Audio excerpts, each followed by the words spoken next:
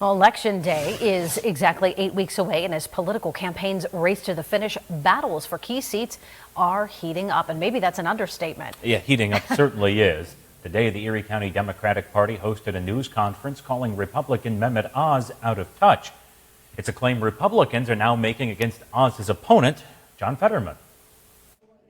As local political parties fight for votes, the Erie County Democratic Party today made its case for Senate candidate John Fetterman, saying the lieutenant governor represents blue-collar interests, unlike Republican Mehmet Oz. I don't know what the average Erie County voter would have in common with Dr. Oz, or what Dr. Oz would have in common with them. I don't think Pennsylvania needs another TV reality star. Northeast resident Paul Ashcraft agrees, saying he questions Oz's loyalties. I think that he's someone who's going to come in and just follow whatever Trump wants to have done, and he's going to be selling whatever product that Trump wants to be sold on that day. In particular, local Democrats point to Oz's extensive property holdings, more than a dozen properties, including a recently purchased house that established Oz as a Pennsylvania resident. He buys it just before he runs for the United States Senate.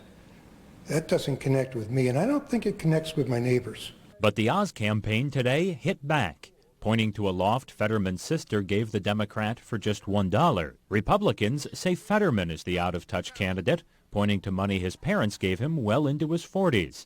Democrats contend Fetterman needed that money to focus on rebuilding his town as mayor. We do need to support some time to give people a hand up so that they can work later. And this is what he's doing right now. He did get some support, and now it's his turn to pay back, and he is paying back. It doesn't bother me at all. We reached out to the Oz campaign for comment. A spokeswoman there said, quote, John Fetterman has 2 convicted murderers working on his campaign. Few things are more out of touch than that. That statement is true. There are some caveats there. These were people convicted of second-degree murder 30 years ago. Their sentences were commuted. Doesn't mean that they were erased, however. Fetterman argues they were wrongly convicted.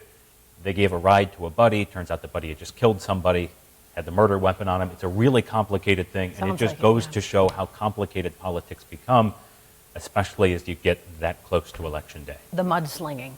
It's already started. Choose your side of which side you stand in the middle and get mud from both if you'd like. Yeah.